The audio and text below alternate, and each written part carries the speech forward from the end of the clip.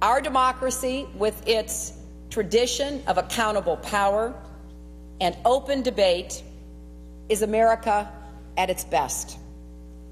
And that's what we need, America at our best, as we deliberately and resolutely confront the threat posed by the Iranian regime.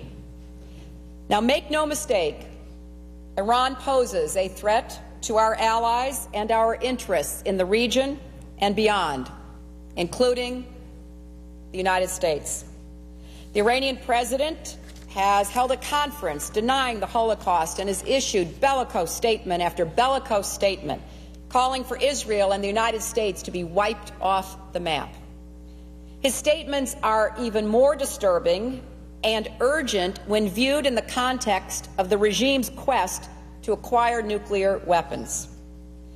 The regime also uses its influence and resources in the region to support terrorist elements that attack Israel. Hezbollah's attack on Israel this summer using Iranian weapons clearly demonstrates Iran's malevolent influence, even beyond its borders.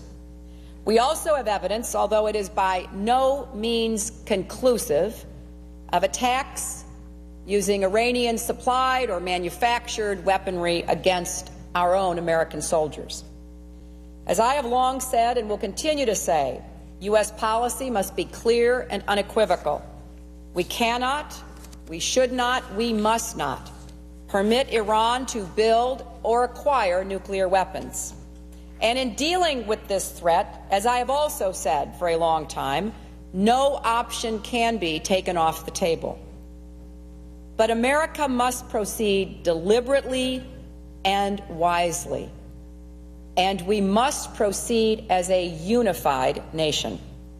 The smartest and strongest policy will be one forged through the institutions of our democracy.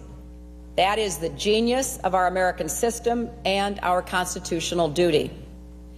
We have witnessed these past 6 years, until the most recent election of a new Congress by the American people, the cost of congressional dereliction of its oversight duty. A vital role entrusted to Congress by our constituents and enshrined in and even required by our Constitution. So we are here today because the price that has been paid in blood and treasure through the rush to war in Iraq and the incompetence of its execution and managing the aftermath, in the excesses of military contracting abuses and the inadequate supply of body armor and armored vehicles on the ground, have led to a loss of confidence among our allies and the American people in this administration. Therefore, Mr. President, we cannot and we must not allow recent history to repeat itself. We continue to experience the consequences of unchecked presidential action. Sunlight is the best disinfectant, but this president was allowed for too long to commit blunder after blunder under cover of darkness provided by an allied Republican Congress.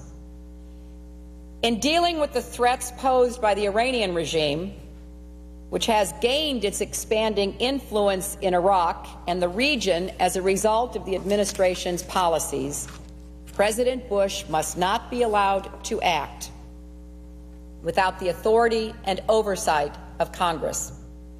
It would be a mistake of historical proportion if the administration thought that the 2002 resolution authorizing force against Iraq was a blank check for the use of force against Iran without further congressional authorization. Nor should the President think that the 2001 resolution authorizing force after the terrorist attacks of 9/11 in any way authorizes force against Iran. If the administration believes that any use of force against Iran is necessary, the President must come to Congress to seek that authority. I am deeply concerned by the recent statements coming out of the Bush administration. The administration has asserted evidence of the Iranian regime's complicity at the highest levels for attacks within Iraq. Yet at the same time, General Peter Pace, chairman of the Joint Chiefs of Staff, questions these assertions, in particular the culpability and intentions of the Iranian government. In this delicate situation, while making disturbing comments, the administration has also announced it is sending a third aircraft carrier to the Gulf. The President owes an ongoing consultation to this Congress and owes straight talk to the country. We have to get this right. The Congress should debate our current course, including the current silent treatment policy toward our adversaries. I believe we can better understand how to deal with an adversary, such as Iran, if we have some direct contact with them. I think that can give us valuable information and better leverage to hold over the Iranian regime. And if we ever must, with congressional agreement, take drastic action, we should make clear to the world that we have exhausted every other possibility.